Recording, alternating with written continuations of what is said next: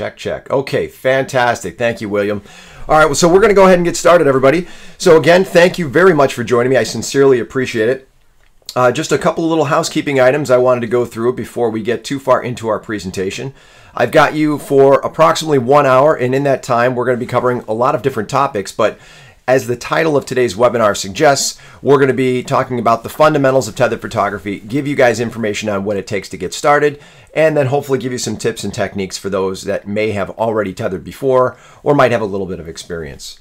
So anyways, again, those housekeeping items are this. We'd like you to free up as much of your resources as possible. By that I mean typically turn off any high bandwidth applications, close your email if you've got Xbox in the corner or Netflix running in some other part of the house or in your office. Please shut that down. That will allow you to see the presentation hopefully uninterrupted. And again, avoid any distractions, anything that might keep you from paying attention to today's webinar. In the event that you should experience any technical difficulties, sometimes leaving the webinar and coming back in will help. Unfortunately, I can't do much about your audio if you can't hear me at any point in time. Typically, that's a bandwidth issue. So, like I said, if you drop out of the webinar and come back, a lot of times that will correct the issue. We've already gotten a couple questions about today's presentation. It is going to be recorded, so make sure you do keep an eye out on your email to see a link to the replay. And then we will also be posting this to our YouTube channel as well. So it will live on in perpetuity, and you can go back and review the information should you require. And anyways, outside of that, I had mentioned a little bit earlier that Tom Pitts will be joining us. Tom works for Tether Tools. He is our social media guru, and he's semi-technical when he needs to be. So if you have questions throughout today's presentation, do by all means throw those questions in the chat box, and Tom will do his best to respond to them. If there is something that Tom feels that everyone might benefit from, a response, he might hold the question and then throw that over to me a little bit later on where I will be able to answer it. Of course, if there are anything or if there's anything today or later that was not covered that you have questions about, you can always reach us at customerservice@tethertools.com. All right, let's see here. I think we can go ahead and get started. All right, I've introduced myself already, but for those that might have joined us a little bit late, my name is Wes Maggio. I am going to be your presenter today.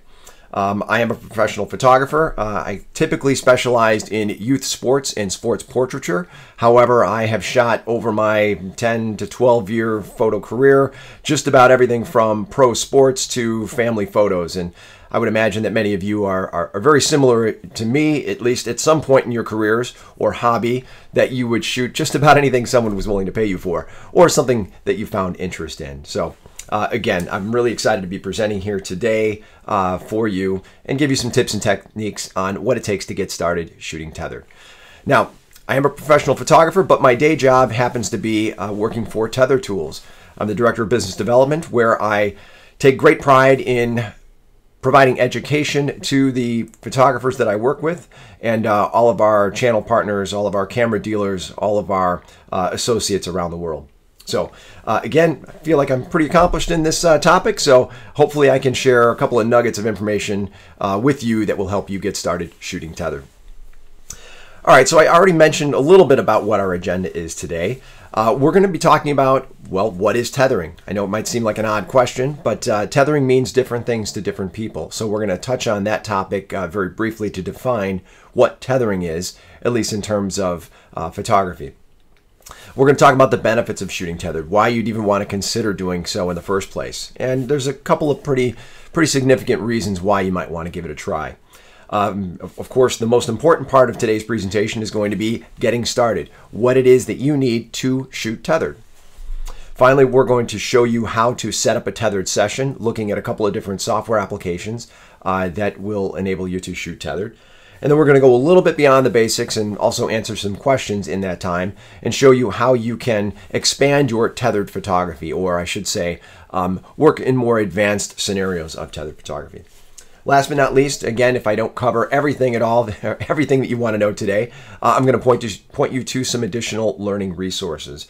That is, places that you can get additional information, perhaps on your particular style of photography, or just simply additional information about shooting tethered.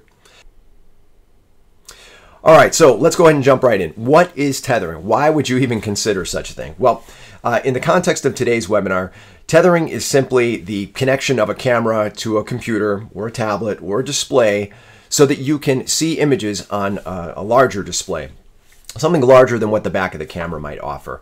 If you've ever shot a subject or been photographing someone or a group of people and they wanted to see what you just took a photo of, it can be pretty awkward kind of reaching your hands around, kind of trying to show them what's on the back of that camera. In addition, it can be difficult for yourself to judge various aspects of that image and determine whether or not it's exactly the way you want it. Which leads us to the reason why it is that you'd want to shoot tethered in the first place. Again, you want to view images on a larger screen, but why? Well, the biggest reason is so that you can collaborate on set, or you can collaborate with anyone that might be present. Now, if you're shooting still lifes, or if you are just simply maybe a landscape photographer, or maybe the subject can't talk back to you, that might seem kind of a little odd. You're not necessarily collaborating in terms of a conversation, but collaboration can also mean a lot of things.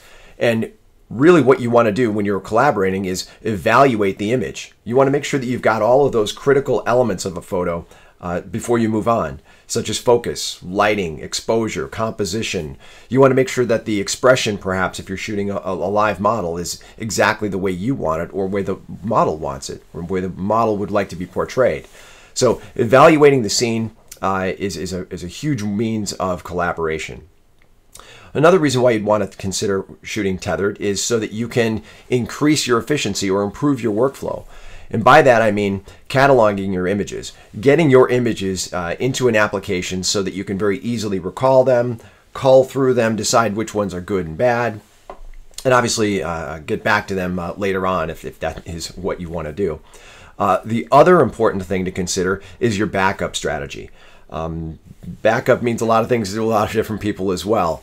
I like to back up my images literally at the point of capture, whether that's storing the images on the card within the camera and the computer. Again, when you're shooting tethered, you can do both.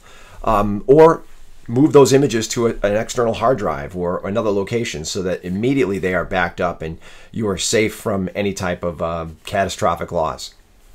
So these are all reasons why you might want to consider shooting tethered.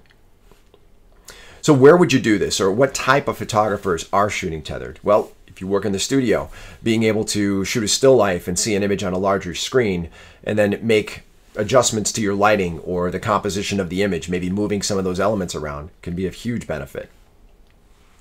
If you're a commercial photographer or a fashion or lifestyle photographer, you may be working with multiple people on set. It might be an art director, it could be a makeup artist, it could be an assistant, it could be any number of different people.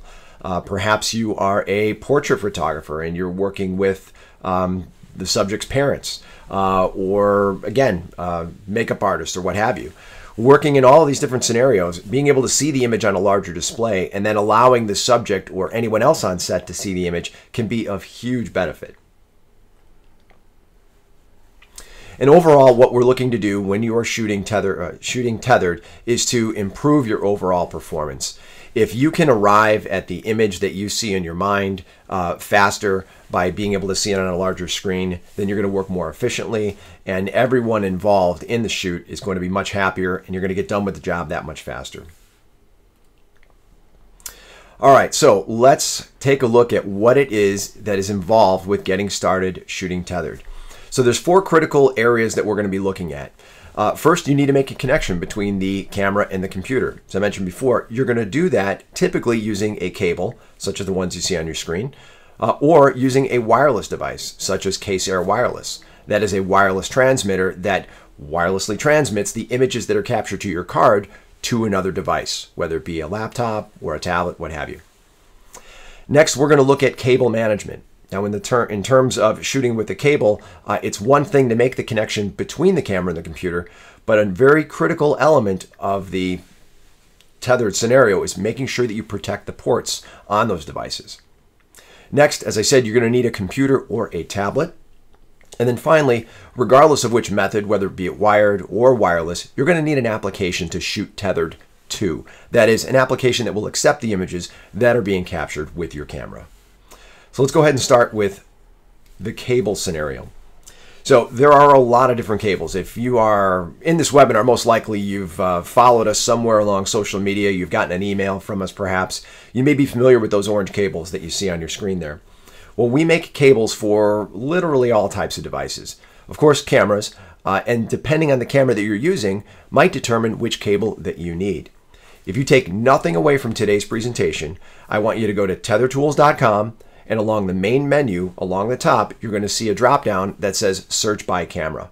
What that will do is it'll take you to a page that looks very similar to the one on my screen here, and you're going to plug in your camera's make, your model, and something else that's not featured up there is the computer port type that you're going to plug into. What you'll be returned with is the cable or cables that are compatible with your particular camera or computer, kits, that is, different types of collections of Tether Tools products that are available to you to shoot tethered, software suggestions, utilities to accept those images from the camera, relay couplers, that is compatible coupler for your camera for some of our power management solutions, and then finally any accessories that we think might be of benefit to you or that particular camera that we offer. Now, if you are interested in shooting wireless, the other option is CaseAir Wireless. Again, that is our wireless transmitter. CaseAir Wireless is compatible for most Nikon and Canon cameras, certainly those that have been available in the last 5 years or so. And you can wirelessly transmit to devices that run iOS, Android, Mac, or Windows. The included application is called Case Remote, and it is available at the Apple or Google Play Store, or you can download it from the Tether Tools website. The CaseAir wireless transmitter uses the wireless N standard for transmission and connection. Essentially, it makes an ad hoc network between the transmitter itself and the device that you are tethering to. Wireless N supports approximately 150-foot range. Of course, the range can be determined by where you're at as well. If there are competing signals, you might see a little bit less. In some instances, you might see a little bit more. Really unique thing about CaseAir Wireless is that it offers two-way communication, meaning it not only transfers images from the card in your camera, but you can also control the camera in many cases. Not just tripping the shutter, but also adjusting things such as the exposure, ISO, shutter speed, etc. So keep that in mind. It's a really nice way of operating your camera from a remote location. All right, so getting back to the concept of what you need, or the subject of what you need to get started, we're going back to cable management, and we're going to focus on the cable for the moment. Now, as I mentioned earlier, it's one thing to make the connection between the two devices, the camera and computer or tablet in some fashion, but it's essential that you protect the ports on both the camera and the computer. Now, if you look at the camera for a moment on the lower right-hand corner of your screen, you can see that the cable comes out, makes a little loop, and it's attached to a lanyard. This is something called a jerk stopper. What that does is it takes the tension off of the port in the camera and it places on the end of that lanyard. What can happen if you do not protect your port is, well, at worst case, or at best case, the cable pops out of your camera and you lose connection. You have to start your tethered session again. Not the end of the world, but that definitely is annoying. Worst case, however, if the tension of that cable pulls down on that port, you could damage either the cable or probably, well, definitely more importantly, you could damage the circuit board in the camera.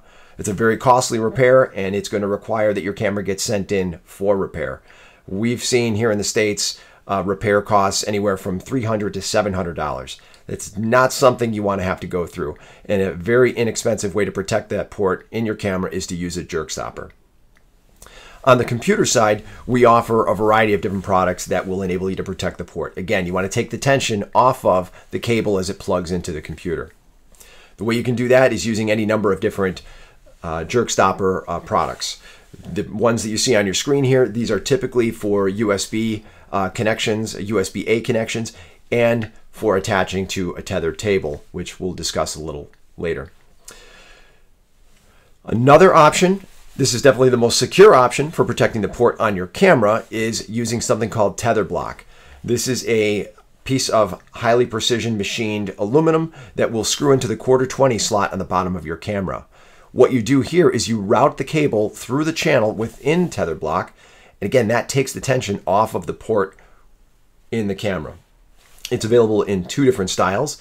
Tether Block, that is for those that have a plate for their ball head mounting plate that they like, such as Manfrotto or any others, or Tether Block Arca. Tether Block Arca has the standard Arca Swiss style grooves in the side, and that'll allow you to attach to another plate. All right, so beyond managing the cables, that is those that are coming out of the camera and the computer, you need some type of a device to tether to. Now, we're going to be doing a demonstration in a little while here and show you how to set up a tethered session on a computer using some popular software. But again, you can also tether to iOS or Android devices. Most typically, that is going to be done so using our wireless transmitter, Case Air Wireless, using the Case Remote application. All right, so which application should you use to tether? Well, it's going to depend on a couple of different factors. I will point you back to TetherTools website for a moment and remind you that Search by Camera is a location where you can learn about different software that's available for your particular camera and computer. Some applications are Mac only, some are Windows only, some are iOS and Android. Again, depending on what your interest is in shooting tethered, there might be 1 or 2 or maybe a half dozen different options available to you. And I'm going to show you a couple of examples and give you some ideas as to where you might want to start with your tethered experience. All right, so which applications should you use? There are 3 applications that I typically recommend for most photographers that are getting started shooting tethered. Certainly there are specialized applications if you are into astrophotography and 360 photography. There are other applications that are available other than these 3, but these tend to be some of the more popular applications that are very affordably available to you and very accessible. Starting on the left, we have Lightroom. Many of the people that are joining us here today are Lightroom users. So if you have Lightroom, you actually have a tethered utility built into the application. One of the most popular applications for shooting tethered, however, is Capture One. This application has been around for nearly a dozen years. Back when cameras did not have screens on the back, I should say medium format cameras did not have screens on the back, whereas the only method of transferring images from those cameras or seeing images that were taken with those cameras was shooting tethered. So Capture One is a very robust application that we'll be talking about. The third option that I talk about is one application that I've been using a lot lately, and it's called Smart Shooter 3. This is available for all Nikon and Canon cameras, which I should have mentioned before that some applications are available, yes, for Mac or Windows, but also some applications are limited to specific camera models. In most cases, or I should say with Lightroom and with Capture One, most cameras are supported. But again, with Smart Shooter, Nikon and Canon are the only supported cameras at this time. All right, so for the moment, I'm just going to review these 4 steps right here, and then we're going to jump out of our presentation, and I'm going to kind of create a few different tethered sessions to kind of show you what's involved. As I mentioned before, you have 4 major steps in getting started. You need a cable or a wireless device. You need to make that connection between the camera and the computer. The demonstration that I'm going to be showing you is going to be a cabled demonstration. I've got a little still life set up on my desk here that will kind of simulate a tethered session. And then you need some type of cable management solution. I'm using the Tether Block Arca today. That is the block that connects to the bottom of my camera. I've got my cable routed through the bottom there, so it takes any tension off of the port. I'm going to be tethering to a computer today, Mac OS. However, Mac or Windows, we certainly don't mind. Most of the applications that, or all the applications that I'm going to be showing you here today are available for both Mac and Windows. And then finally, of course, we're going to be looking at some different software options.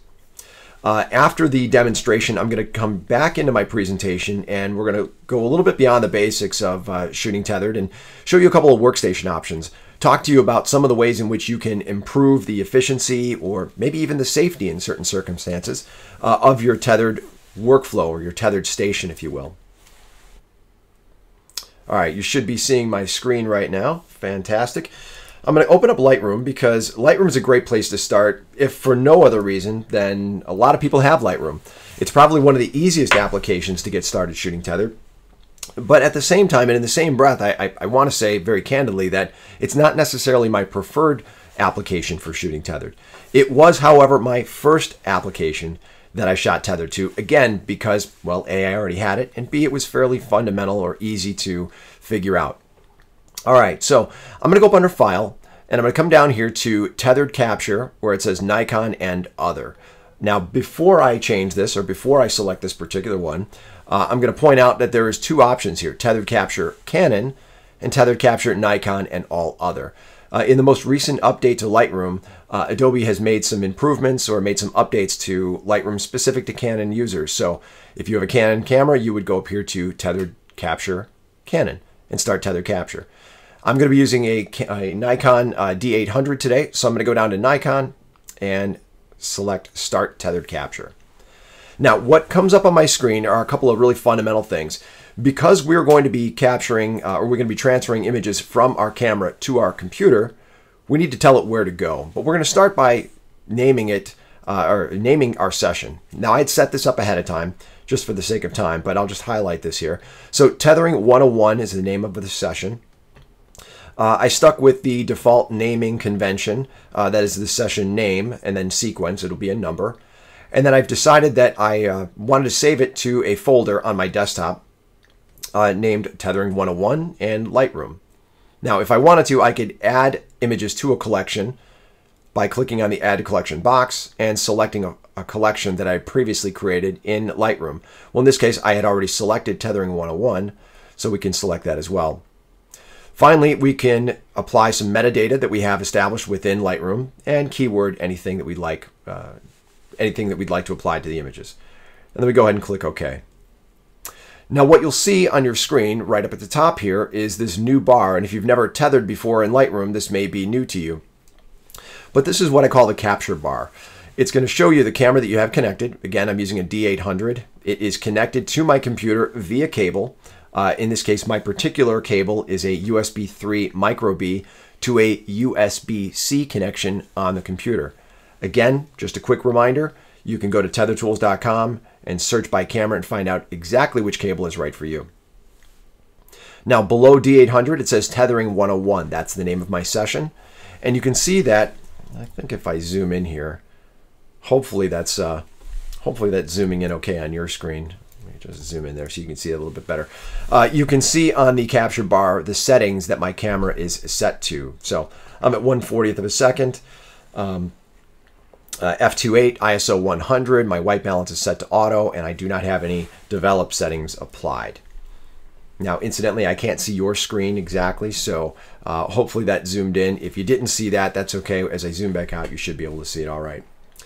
Now, I can reach over to my camera, and I can click the button on the camera. I can click the shutter and take a photo, or I can utilize the little plunger button right up here, and I can take a photo. And if I sit quietly for a moment, you might even hear the shutter trip in the mic. And what happens here is I've just controlled the camera, took a photo of this little wood sculpture that's sitting on the corner of my desk. Now, I don't have any lights set up, so it's a little bit underexposed there. But basically, I've just controlled the camera simply by clicking this plunger right up here. Now, with Lightroom, there's not a whole lot of functionality beyond that in terms of being able to control the camera. I can trip the shutter, but that's about it. I can reach over to the camera and I can make modifications to my settings, such as the shutter speed, ISO, or what have you, and I can increase the exposure there and kind of lighten that up. But something that's kind of fun to do is I can make some adjustments right here within Lightroom, and I can apply them to the next capture. So for example, if I wanted to adjust the exposure, let's kind of bring that up a little bit, add some clarity, and I'm just all arbitrary here. There's not really anything, I'm just kind of seeing how this looks on my screen here. And maybe we want to rotate the image a little bit. So I'm just going to click the R button on my keyboard, and let's just kind of make some minor adjustments here, kind of straighten out my edge. Or maybe we want to crop it all together, kind of bring it in a little bit, and we'll kind of move it up. I'll go ahead and enter that. And just for kicks, just to make it more apparent, when we take another photo, I'm going to add a little bit of a vignette, kind of focus in on that little sculpture. Now, what I'm going to do here is in the capture bar, I'm going to change from none to same as previous. And now when I click this plunger once more, hopefully you heard that shutter click, you can see my image coming into Lightroom, and now Lightroom is going to apply those adjustments. So now you can see both images look very similar. Now if you do see a slight difference in exposure, that's simply the ambient light from the sun outside shining through the window in my office. But again, the adjustment to the cropping, clarity, a little bit of exposure, all of that was done within Lightroom. So there you go. See that same as previous. Now, I'm going to pause for a moment here, and although I can't really see your screen, I just want to recap. Everything I just did was fairly fundamental. I went up to File, down here to Tethered Capture. I selected Start Tethered Capture. Now it says stop because I'm already going. But let's go ahead and stop for a moment and just review that. Come back down here to File, Start Tethered Capture. I named the session. I decided how I wanted the images named. I told Lightroom where to actually save the images. And then I had previously added them to a collection. And we simply clicked OK. That's all that was involved with starting our tethered session. So again, once you've got your cable, you've made the physical connection between the camera and the computer, going into Lightroom, File, starting Tethered Capture is all you really need to do to get started. All right, I'm going to go ahead and quit Lightroom, and I'm going to show you another option. I'm going to go to my desktop, and I'm going to select Capture One. Okay, I have actually seen this happen once before. Oh, never mind. I guess I was just a little impatient. Okay, here it is. All right, so it has connected, and I'm going to kind of zoom in here. But what I'm zooming in on is on the left-hand side of the screen, you can see kind of a simulation of what the top of my camera might look like. Again, I'm using a D800. You can see it says right up here D800. I'm in manual mode, 1/40th of a second. It looks like my exposure compensation is even. It looks like I might be underexposing. That's what that is. The little orange line is indicating. ISO 100 and f2.8. All right, so very similar to Lightroom. What you need to do is you need to set up your session. Now, I had previously set this one up for the sake of time, but I'm just going to bring this up on my screen here so that you can see what that would look like. So new session. Right now it's named Untitled Session. I named mine Tethering 101. You can see that in the upper center of your screen. And I set it to capture images to the folder Capture One within Tethering 101. All right, I'm going to go ahead and click Cancel because I don't really need that.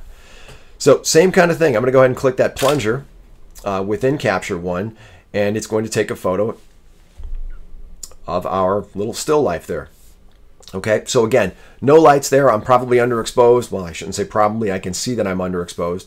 And you can see right over here within the Capture One, within the Capture panel, that I am underexposed. So what I'm going to do is I'm going to make some adjustments to the image. Let's go ahead and change the ISO. So I'm clicking on 100, and I'm going to, let's just select 640 just for kicks. And now we'll go ahead and click OK. Or click the plunger right there on my image. Let's see what increasing that ISO did. There we go. Not too bad. Maybe we could have left that down at 100. Let's go back down to 100, but let's slow our shutter speed down. Now, I'm on a little tripod, so I can probably get away with a pretty slow shutter speed. Let's go ahead and drop that down to maybe 1/5 of a second. And we actually have a little light meter right within the dialog box or within the capture panel. So let's go ahead and change that. Let's make it 1/8 of a second. Well, still getting a little bit of an overexposed image. We'll go to 1/13. All right, now let's go ahead and click that button once more. Now, incidentally, I'm controlling the camera from Capture One, but and that's a great way to shoot tethered if you're shooting product. If you're shooting a portrait, again, I would have my camera in my hand, for example. So I probably wouldn't be making the adjustments to my camera through Capture One. I'd be using the dials on the camera itself. But again, if you're shooting product, or perhaps if you're working with an assistant, a Digitech, for example, where they might be at Capture One or at a computer evaluating the images as you take them, he or she might be able to make the adjustments within the camera so that you can keep the shoot flowing with your subject. So again, there's that other capture. It's a little bit darker there. So again, you can see that you can control the camera right here. It can be very, very powerful. Just like Lightroom, if we made some adjustments within Capture One, we can apply those to the next capture. So for example, if I want to decrease the contrast, maybe I want to warm up the image a little bit, drag the saturation slider, really crank up the clarity, and maybe the structure, kind of give it a little bit of a gritty look, and of course drop down the vignette. And again, like before, let's go ahead and add, let's kind of try to straighten that out. I'll use the straighten tool. There we go, that looks pretty good. And now if we go back over to the capture panel, we can select, let's see here, my panel's minimized, next capture, let's see here, there we go, copy from last, all other, that's under next camera adjustments, or next capture adjustments. We're going to go to copy from last, and now when I click that plunger again, we should get a nice straight image. There we go, it just applied those adjustments. Something I want to point out here is that the difference between, one of the major differences between Lightroom and Capture One in terms of tethering is speed. The speed at which an image comes into the computer. Now with Lightroom, it would seem pretty quick. It was probably about 5 or 6 seconds. With Capture One, it's typically about 2. Of course, the speed of your computer and the processor in your camera, that can certainly have an effect, or the file size can have an effect, give or take a second or two. But again, Capture One tends to be a faster application in terms of importing those images from your camera to your computer. So just keep that in mind. So Capture One, by far a faster application than Lightroom. All right, I'm going to go ahead and quit Capture One, and we're going to take a look at one more option. And this is fast becoming one of my favorite options. It's called Smart Shooter 3. Now, I talked about Lightroom originally being the application that I first tethered to. And that's great. I do all of my editing in Lightroom today. One of the great things about Capture One is that, of course, you can shoot tethered with it, but it has a lot of editing capabilities. It has a very robust cataloging function. It is certainly the industry standard for commercial photography, fashion photography. However, if you don't edit in Capture One, it can be somewhat pricey when it comes to purchasing a tethering utility. Just to put it in perspective, Capture One typically runs about $300. Not the end of the world, but if you're on a budget or this is a hobby for you and you're just getting started, $300 could be a lot of money. So Smart Shooter is an option for Canon and Nikon shooters that are looking for the speed of Capture One, but without all of the editing capabilities. If you're not using them, why pay for them? So Capture One is available to Canon and Nikon shooters for $69 for a single seat, and it gives you just about as fast speed as Capture One, again, without all of the editing capabilities. All right, so I'm kind of rambling on there for a moment, but look over on the left-hand side of your screen here. Again, you're going to see single camera is connected, D800. I've already detected it, or it detects automatically. And then you can see that you can see the adjustments within or on my camera. So aperture 2.8, shutter speed. You may recall that we adjusted it to 1/13 of a second. We moved our ISO up and down. So again, it's reading the camera and showing you all the settings. And just like Capture One, you can make adjustments to those settings as well. All right, so I'm going to leave it alone. Those settings worked before. We'll see why they wouldn't work now. So I'm just going to click the little shoot button right up there on the top, and let's see what our image looks like. Okay, again, we know that it was kind of cockeyed a little bit. It was a little bit off-centered, so that my perspective line is a little bit different there. I don't really have a robust set of editing tools in here, so I'm not going to try to attempt to manipulate the image within Smart Shooter. But again, I want to simply show you how fast an image comes in. All right, so just because I want to have a different image pop in here, I'm going to increase the shutter speed. This is going to terribly underexpose it. That's fine. I just want to show you the speed at which an image comes into Smart Shooter.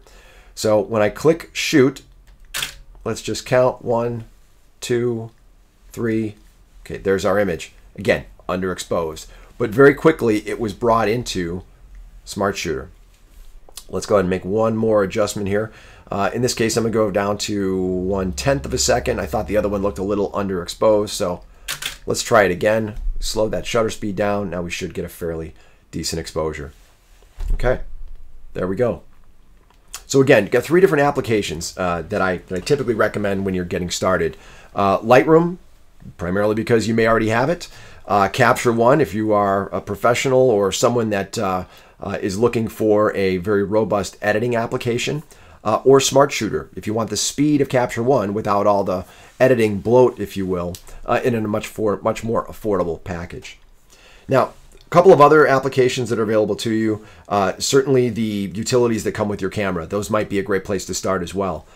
In some cases, if you're using an application, well, like Lightroom, where your camera might not necessarily be supported natively, what you could do is you could utilize the utility that comes with your camera, and then you can auto import into Lightroom. And auto importing into Lightroom is a very powerful function. And that's something that I'd like to show you right now. So I'm going to keep Smart Shooter open for the moment. And I'm going to make one minor adjustment. I'm going to go to Preferences. And I'm going to change where I'm saving photos when I when I capture photos within Smart Shooter. I'm going to click Browse. And I've set up a couple of folders previously on the desktop. This time I'm going to go to Watch folder, and I'm going to select Open. All right, and then I'm going to click Apply and OK. Now I'm going to hide Smart Shooter, and I'm going to launch Lightroom to run alongside Smart Shooter. Okay, now with Lightroom open, I'm going to go under File, drag my cursor right down here, right below Tether Capture to where it says Auto Import, and I'm going to go to Auto Import Settings. All right, so now what I need to do is I need to create what's called a watch folder, meaning when images appear within a folder that is being watched, they're going to be automatically imported into Lightroom. So I'm going to click Choose, and I'm going to point out that I had previously created a folder called Watch Folder on my desktop. And I'll go ahead and select Choose. Next, I need to select where I'm going to move the images from the watch folder to its final destination as they're brought into Lightroom. So again, I've set up a previous destination on the desktop. This is called Photos from Smart Shooter, and I'll click Choose. Beyond that, you can apply develop settings, much like we looked at earlier, and metadata if that's what you've that's how you import your images, and any keywords you wish to include as well. And then you click OK. Now, when I go back over to, before I do that, let's just double check here. It was already selected, but I just want to make sure that you see that you need to check Enable Auto Import. And what that will do is actually import the images as we take them or as they get dropped into the watch folder. All right, so I'm going to go back over to Smart Shooter, and I'm going to go ahead and click Shoot. And as the image comes in, we see it there within Smart Shooter. But then I'm going to go over to Lightroom, and in just a couple of seconds, it's going to appear. And there we go. So there's our image within Lightroom. Now again, if we jump back over to Smart Shooter, let's just kind of make some adjustments here just so we can see a difference. That was what, 1/15 of a second. Let's go ahead and set this to 1/10 of a second. That's going to be overexposed, but again, just so we can see a difference. So there it is in Smart Shooter. And as I jump over to Lightroom, we'll give it a couple of seconds, and then it's getting dumped into those series of folders, and now it's imported, and there we go. Again, this one's a little bit more overexposed. So, but again, if we look at, there's our before, and there's the overexposed version there. Setting up a watch folder within Lightroom and then shooting with Smart Shooter as your capture utility is a really popular way of working. Now, it doesn't necessarily have to be Smart Shooter. Let me remind you that if you're using the utility that came with your particular camera, you can piggyback that application with Lightroom to create a tethered capture workflow. So again, any application can be set up along with Lightroom in a watch folder, or sometimes referred to as a hot folder scenario. All right. Once you have gotten kind of comfortable with the concept of tethering, one of the things that you should consider doing is securing your workstation. That is, setting up your workstation on set, whether it be your home or your studio or on location, in such a way that you can work efficiently and safely within the environment that you're working in. Now, for me, I got started shooting tethered with a cable, just like I'm going to suggest to you. However, I needed a place to put my computer. So what I did was I purchased a tether table, and I affixed that tether table to the top of my tripod. just like you see on the very far left-hand side. Once I got comfortable tethering and started really kind of feeling it out and understanding how I like to shoot, how I like to position things around my set, I purchased something called a crossbar. That's a bar that you see in the center image that kind of sits again on top of the tripod. What that enables me to do was to move my table over to the left-hand side. And then I place the ball head that would normally sit on the top of my tripod right over here on this additional head. Now, in some circumstances, whereas I like to use the column, the center column of a tripod, if I don't have my camera directly on the tripod, what I've done is set up a sidebar. And that sidebar connects to the crossbar. And that enables me to raise or lower my camera simply by adjusting these knobs on the sidebar. So again, what you should consider doing with your tethered workstation is think about how you work. Think about the different ways in which you work. If you are going on location, or if you have a permanent studio or a setup where you can move around freely with your gear, you want to set up a secure workstation so that all the tools that you have available to you are easily accessible. And then again, considering what you're doing, the setups can be very simple to fairly sophisticated. The example that I'm showing you here on the right is a commercial studio where this particular workstation is set up using a display up on the top of what we call a low boy roller. A table is affixed to the stand so that they can set up their laptop and connect it to that computer. There's a utility tray on the side, which is great for setting your camera on it when you're not using it. And again, the entire system can roll around the studio. Now, something that's a little bit beyond the scope of our presentation today is all the different power management tools that Tether Tools offers. We have power management tools such as Case Relay that can infinitely power your camera no matter where you are using an external battery pack or plugging into an external power source. And then most recently, we've introduced something called On-Site Power, which is a collection of products that can enable you to power your laptop, charge your camera batteries, and operate any number of different lower voltage devices wirelessly. Again, whether you're in studio or on location where you don't have ready access to power. All right, so beyond today's presentation, one of the best ways you can increase your knowledge of shooting tethered and get inspiration is by starting at TetherTools.com.